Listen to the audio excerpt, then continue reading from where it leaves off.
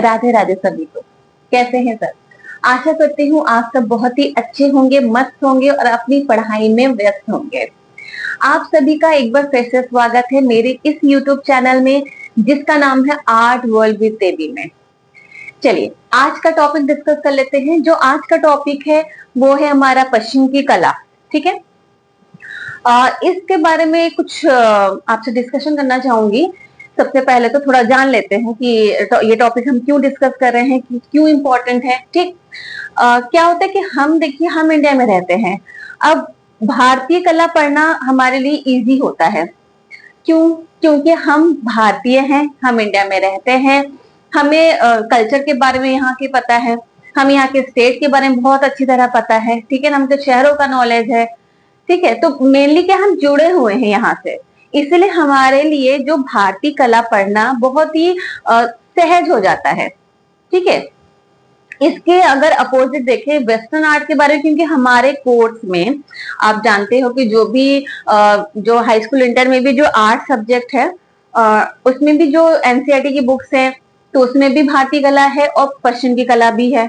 ठीक है, अगर हमें प्रवक्ता के लिए हमें देना होता है एग्जाम, तो भी हमारा भारतीय कला और जो वेस्टर्न आर्ट है वो दोनों ही आते हैं। जैसे कि आप सभी जानते हैं कि हमारा जो यूपी टीजीटी पीजीटी का एग्जाम है वो बहुत ही जल्दी होने वाला है। 3 साल से रुका हुआ है, मगर अब ये संभावना है कि ये होने ही वाला है, अगस्त सितंबर तक हो जाएगा। राइट, तो उसमें भी, या आप यूजीसी नेट की बात कर लो या किसी भी स्टेट के टीजीटी और पीजीटी लेवल में जो भी एग्जामिनेशन होते हैं जॉब पर्पज से, उन सब में ही आपका क्या होता है, Indian art and western art दोनों ही आता है। तो कहने का मतलब है कि हमारे कोर्स में इंडियन एंड वेस्टर्न आर्ट दोनों है। अब क्योंकि हम भारतीय हैं, हमें भारतीय कला का बहुत ज्यादा ज्ञान होता है, बचपन से हमने संस्कृति अपनी देखी है। ठीक है, हमें वेस्टर्न आर्ट क्या होता है, थोड़ा टफ लगता है। ठीक है ना, आई नो कि ये होता है, शायद कुछ लोगों को सरल लगे, मगर ज्यादातर होता है स्टूडेंट्स कैसा होता है कि उनको ना थोड़ा टफ लगता है, क्योंकि वहां के नाम भी थोड़े अजीब होते हैं, हम उससे फ्रेंडली नहीं होते हैं। ठीक, तो आज थोड़ा सा हम वेस्टर्न आर्ट का जो कॉन्सेप्ट है वो पहले क्लियर करेंगे, देन हम मेन चीज में आएंगे, जो हमारे आर्ट से रिलेटेड जो भी चीजें वहां पे हुई है तो उस पर हम आएंगे। सबसे पहले थोड़ा सा हम इसके भौगोलिक दशा को समझ लेते हैं। ठीक है, चलिए स्टार्ट कर लेते हैं वीडियो को। ओके, आइए समझते हैं। जैसे कि मैंने कहा पश्चिम की कला, ठीक, वेस्टर्न आर्ट। अब हम वेस्टर्न आर्ट पढ़ते हैं, हम कहते हैं यूरोपियन कला या यूरोपियन कला या पश्चिमी कला। ठीक है, हम यूरोपियन कला को ही क्या कहते हैं, पश्चिमी कला कहते हैं। बिल्कुल, यूरोपियन कला को पश्चिमी कला कह सकते हैं। ठीक है, मगर इसका मतलब ये नहीं है कि यूरोपियन कला ही पश्चिमी कला है।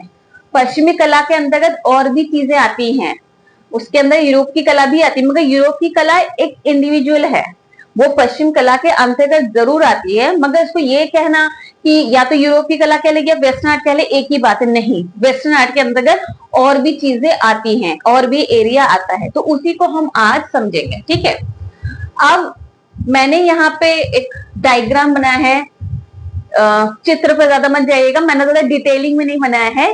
ठीक, मैंने जस्ट समझने के लिए मैंने ये बनाया है। अब ये क्या है, आप ध्यान से देखिए। अब इसको मान लीजिए, इस बोर्ड को आप मान लीजिए कि ये आपका वर्ल्ड है। ठीक है, ये वर्ल्ड है आपका। ठीक, अब आपको चूंकि पता ही होगा कि हमारे दुनिया में क्या है, 7 कॉन्टिनेंट्स है। ठीक है, 7 उप महाद्वीप है। राइट, ये सभी को पता है। अब हम पहले इसकी दशा देख लेते हैं, फिर समझते हैं, आते हैं हम अपने उसमें पश्चिम की कला में। ठीक है, अब अगर हम ये अगर वर्ल्ड है हमारा, ठीक, इसको अगर हम बांटे, इसको 2 हिस्सों में बांट सकते हैं। ठीक है ना, तो एक क्या होता है, ये बीच से लाइन जा रही है, आप देख रहे हैं। ठीक है, सेंटर से बिल्कुल। अब अगर इधर का पार्ट आपको पता ही होगा कि इधर ईस्ट होता है, इधर वेस्ट होता है, ऊपर क्या होता है आपका नॉर्थ, और नीचे क्या होता है साउथ। ठीक है, तो ये हमारा क्या है, ये है हमारा नॉर्थ पोल, ये है साउथ पोल। इधर का जो हिस्सा है वो ईस्टर्न हेमिस्फीयर में आता है, और ये क्या होता है, वेस्टर्न हेमिस्फीयर में आता है, मतलब पश्चिमी गोलार्ध, और ये वो पूर्वी गोलार्ध। ठीक है ना, तो मैंने क्या कहा, ध्यान दीजिए मैं क्या कह रही हूँ। ठीक, दुनिया है, ठीक, इसके अंदर ये देखिए 7 कॉन्टिनेंट आपको दिख रहे होंगे, मैंने ड्रॉ किया है, मैंने ऐसे रफ ड्रॉ किया है। ठीक है, तो Asia, Europe, Africa, north America, south America, Australia, Antarctica. ठीक है, 7 कॉन्टिनेंट्स हो गए। Okay right. अब मैंने क्या कहा कि राइट साइड जो है हमारा वो पूर्वी गोलार्ध है, और जो हमारा लेफ्ट हैंड साइड है वो क्या है, वो पश्चिमी गोलार्ध के अंतर्गत आता है। मतलब पश्चिमी गोलार्ध के अंतर्गत जो भी कॉन्टिनेंट्स आएंगे तो उसके अंदर जो भी देश होंगे वो उधर पड़ेगा, उसको इसलिए हम क्या कहते हैं कि ये वेस्टर्न कल्चर है। ठीक है ना। और इधर क्या हुआ, ये ईस्टर्न कल्चर हो गया, पूर्वी गोलार्ध।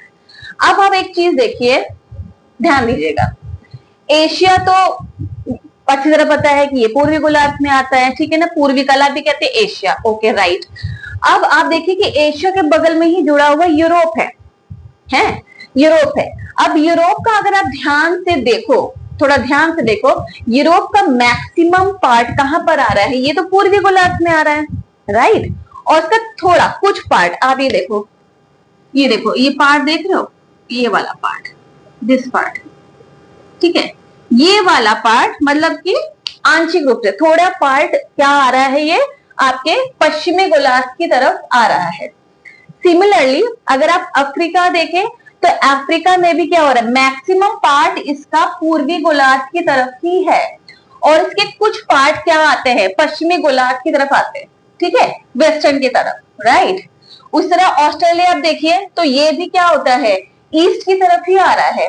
और अंटार्कटिका का भी देखिए कि ज्यादातर पार्ट क्या होता है, इधर आ रहा है ईस्ट की तरफ, कुछ पार्ट आपका पश्चिमी गोलार्ध में है, राइट। तो कहने का मतलब ये है कि जो पूर्वी गोलार्ध है, मैक्सिमम कॉन्टिनेंट आपका पूर्वी गोलार्ध की तरफ ही है। ठीक, मैक्सिमम।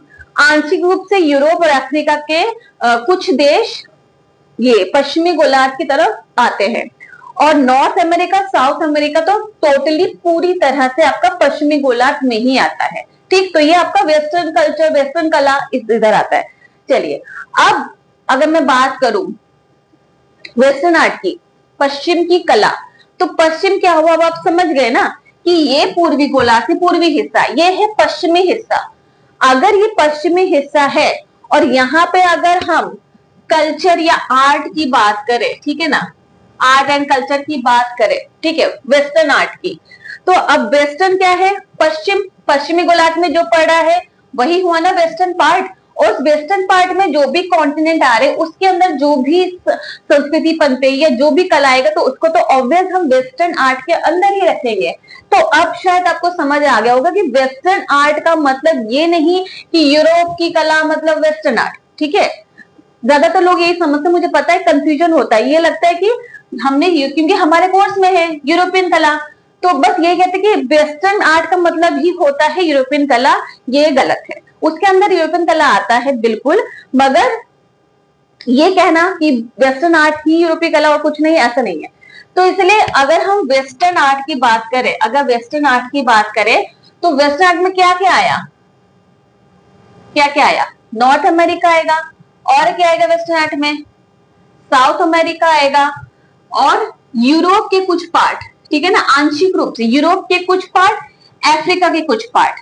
ठीक है, ये आ गया आपका, तो इनको हम कहेंगे कि ये आता है वेस्टर्न आर्ट के अंतर्गत। ठीक, तो पश्चिम की कला अगर कहेंगे तो पश्चिम की कला सिर्फ यूरोप की कला नहीं है, पश्चिम की कला में आपका north America, south America, Europe के कुछ देश और अफ्रीका के कुछ देश। ठीक, तो ये सब मिला के वेस्टर्न आर्ट होता है। आई होप शायद आपको समझ आ गया होगा कि मैं क्या कहना चाह रही हूँ। ठीक है, ये जो मैंने डायग्राम बनाया है, आप चाहो तो उसका स्क्रीनशॉट ले लो पॉज करके, ठीक है, ताकि ये आपको बाद में भी आप इससे समझ सको, आपको हेल्प मिले। ओके, चलिए, तो मैंने क्या बताया, वेस्टर्न आर्ट के अंतर्गत जो कॉन्टिनेंट इधर पड़ते हैं वो उसके अंतर्गत आया, मतलब north America, south America, Europe जो है उसके कुछ देश इधर पड़ते हैं, और अफ्रीका के जो कुछ देश है वो आपके इसके अंतर्गत पड़ते हैं। तो ये आया वेस्टर्न आर्ट। ठीक, अब अगर ईस्ट की, पूर्व की कला की बात करें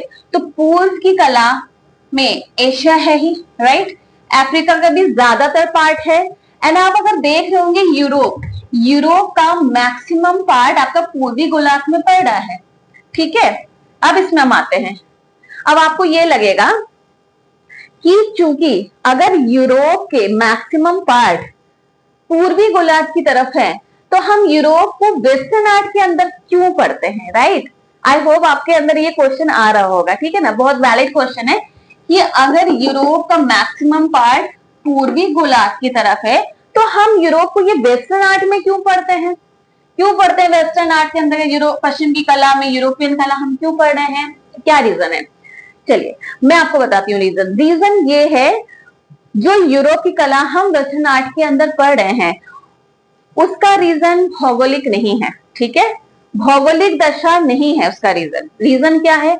उसका रीजन है सांस्कृतिक, उसका रीजन है ऐतिहासिक, ठीक है? क्योंकि यूरोप की पूरी कला में रोमन साम्राज्य, ईसाई धर्म का इफेक्ट रहा है। पूरी संस्कृति जो यूरोप की है उनकी एक जैसी रही है, ठीक?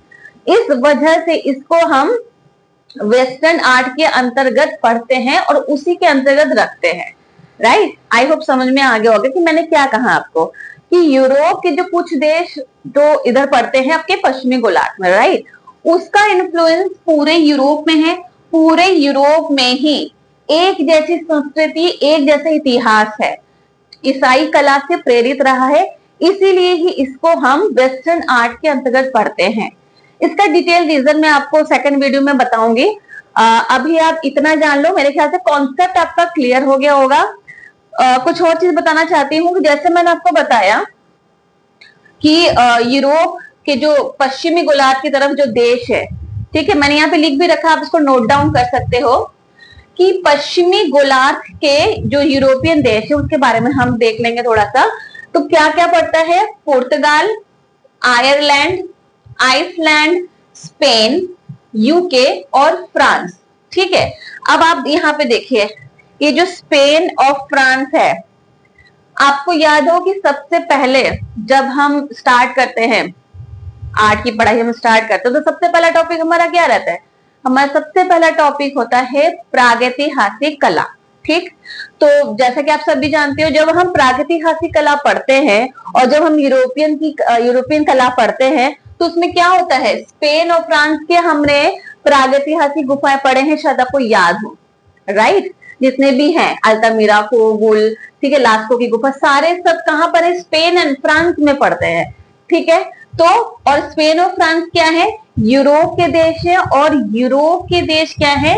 ये वाले, ये आपके पश्चिमी गोलार्ध में पढ़ते हैं, ठीक है? और इनको हमने स्टडी भी करा है। तो जो वेस्टर्न आर्ट हम पढ़ते हैं, जो प्रागैतिहासिक काल से स्टार्ट होता है, तो सबसे पहले हम क्या पढ़ते हैं? स्पेन और फ्रांस की क्या पढ़ते हैं? गुफाएं पढ़ते हैं, राइट? जैसे कि हम भारत में भी पढ़ते हैं, प्रागैतिहासिक काल स्टार्ट हुआ था, सबसे पहली खोज मिर्जापुर में हुई थी, और इतने सारे हम जो अलग अलग स्टेट के प्रागैतिहासिक काल के जो हमें मिले हैं साक्ष्य, उत्तर प्रदेश, मध्य प्रदेश, झारखंड, बहुत सारी जगह में मिले हैं, राइट? उत्तराखंड में। उसी तरह जब हम वेस्टर्न का पढ़ते हैं, ठीक है, जो प्री हिस्टोरिक पीरियड हम वेस्टर्न आर्ट का पढ़ते हैं, तो वो यूरोप कला के अंतर्गत आता है, और यूरोपियन जो देश है स्पेन एंड फ्रांस, जो कि पश्चिमी गोलार्ध में पड़ता है, तो उसके अंतर्गत हम बहुत सारी गुफाएं देखते हैं, राइट? चलिए, आई होप आपको ये कॉन्सेप्ट समझ में आ गया होगा।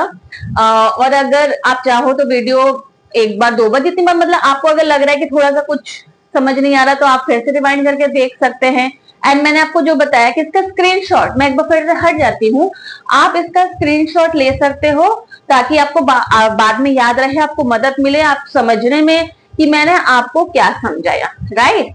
ठीक है, तो मैं एक बार रिपीट फिर से कर देती हूँ कि जो वर्ल्ड है वो क्या है? ऊपर क्या है? उत्तरी गोलार्ध है, नॉर्थ पोल, नीचे क्या है? साउथ पोल, ये सब जानते हैं, ठीक है? दो पार्ट में अगर डिवाइड कर तो इधर क्या है? पूर्वी गोलार्ध, ठीक, राइट साइड, और जो लेफ्ट साइड है वो क्या है? वो पश्चिमी गोलार्ध है, ठीक?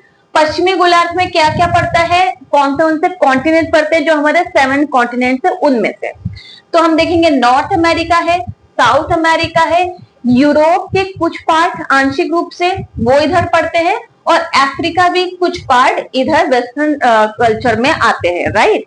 और अगर हम पूर्वी गोलार्ध की बात करें तो पूर्वी गोलार्ध में एशिया तो आता ही है, और एशिया के साथ साथ क्या होता है? यूरोप का मैक्सिमम पार्ट एशिया में है, और अफ्रीका का भी मैक्सिमम पार्ट पूर्वी गोलार्ध में है। मगर जैसे कि मैंने आपको बताया क्योंकि जो सांस्कृतिक और ऐतिहासिक जो इसमें इसकी दृष्टि से अगर हम देखते हैं यूरोप को, तो इस वजह से हम उसको वेस्टर्न आर्ट के अंदर ही पढ़ते हैं। उसको हम कहते हैं पश्चिम की कला। उसमें ईसाई और रोमन धर्म का क्या था, पूरा उसमें प्रभाव रहा है। आई होप आपको ये कॉन्सेप्ट समझ में आ गया होगा। अब इसका थोड़ा डिटेल रीजन भी मैं बताऊंगी, जरूर श्योरिटी है कि बताऊंगी मैं नेक्स्ट वीडियो में, तो इंतजार करिए। इसको आप रिवाइज जरूर कर लीजिएगा अच्छी तरह। डायग्राम चाहो तो आप स्क्रीनशॉट ले लेंगे, उसको अपने कॉपी में जरूर नोट कर लीजिएगा, ठीक है। तो चलिए, आज का ये वीडियो भी यहीं तक का है। आप इसको अच्छे से रिवाइज करिए, पढ़ाई अच्छे से करिए। मैं इसका नेक्स्ट वीडियो बहुत ही जल्दी लाऊंगी। तब तक के लिए सभी को धन्यवाद मेरी वीडियो देखने का। और अगर कोई नया है मेरे चैनल पे तो प्लीज इसको सब्सक्राइब कर लीजिए। जिसको भी रिक्वायरमेंट है उसको शेयर कर दीजिए, लाइक करिए और कमेंट जरूर करिएगा। चलिए, सभी को Radhe Radhe. Thank you so much.